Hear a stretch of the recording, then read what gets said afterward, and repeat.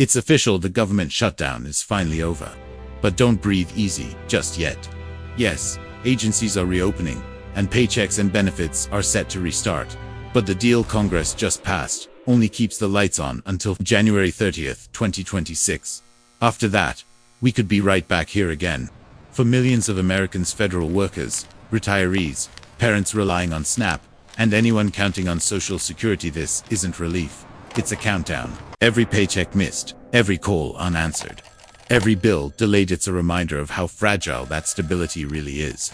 Have you felt the impact personally? Missed pay, delayed aid, or just the stress of not knowing what's next? Share what this shutdown meant for you in the comments below. I read every one of them, because the truth is, this may not be the end of the crisis, just the calm before the next one.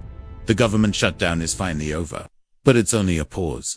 Lawmakers in Washington have struck a deal to restore funding and reopen federal agencies, but the relief only lasts until January 30th, 2026. After that, we could be staring down the same uncertainty all over again. For millions of Americans, that temporary fix feels like taking a deep breath underwater. You get a moment of relief, but you know you'll have to come up for air again soon. Federal workers are clocking back in, Social Security offices are reopening, and essential programs like SNAP and Medicare are trying to get back on track.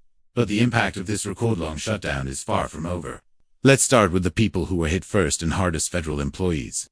The new funding agreement includes back pay for every furloughed worker and even reverses planned layoffs in some departments. That's the good news. The not so good news is that those payments may take time to arrive. Different agencies have different payroll systems, and many are still processing delayed timesheets and overtime claims. Some workers could see their back pay within days, but for others, it may take weeks. For families who've been juggling bills, dipping into savings, or relying on credit cards just to stay afloat, those delays carry real weight. Missed rent, late payments, and drained emergency funds leave scars that last longer than any political standoff. So if you're one of the workers waiting for that paycheck to clear, know that you're not alone, and relief really is on the way, even if it's moving slower than expected. But federal workers aren't the only ones feeling the ripple effects. Millions of Americans who depend on food assistance programs like SNAP and WIC have also been living in limbo. The new deal does include funding for these programs, but several court challenges and state-level rulings have created temporary roadblocks. Some states are still waiting on federal clearance to release benefits, while others have had to process partial payments just to keep families fed. For households already living paycheck to paycheck, that uncertainty hits harder than any headline. It's not about politics, it's about whether there'll be groceries in the fridge next week. And as agencies work through the backlog, people are being urged to double-check their state SNAP portals and stay alert for updates from local offices, since timing will vary widely across the country. Healthcare, too, is entering a period of uneasy waiting. The Affordable Care Act's enhanced premium tax credits, those expanded subsidies that kept millions of Americans' monthly premiums affordably, are set to expire at the end of this year unless Congress acts again. The Kaiser Family Foundation warns that if those credits disappear, premiums could more than double for many middle-income families next year. That's not a minor adjustment. That's the difference between being able to afford coverage and going uninsured. For retirees on fixed incomes, or working parents already stretched thin, even a few $100s more each month could break the budget.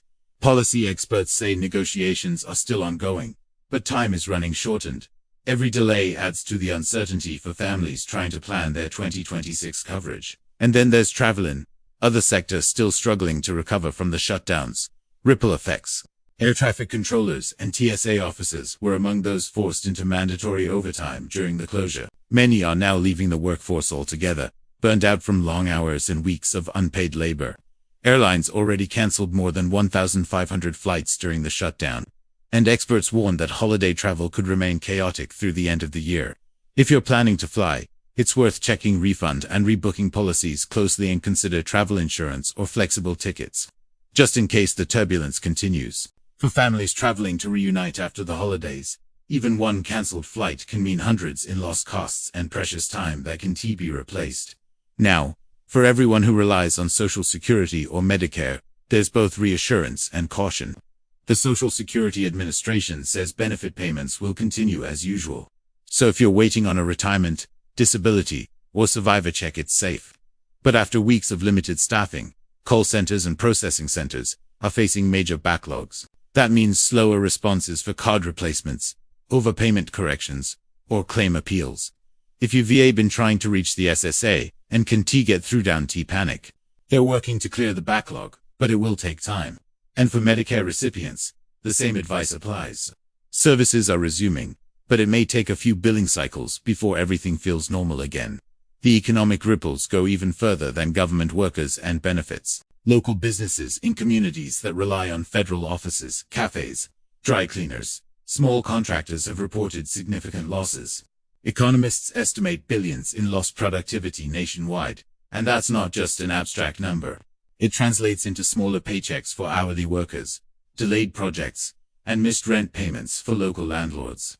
Every shutdown creates hidden costs that take months to repair. It's not just about Washington, it's about neighborhoods where a few closed doors can mean dozens of lost jobs. And while this temporary deal gives everyone a chance to catch up, the threat of another shutdown early next year keeps many business owners from fully recovering. They're cautious, holding back on hiring, postponing upgrades, waiting for real stability that still feels out of reach. So what should you do now?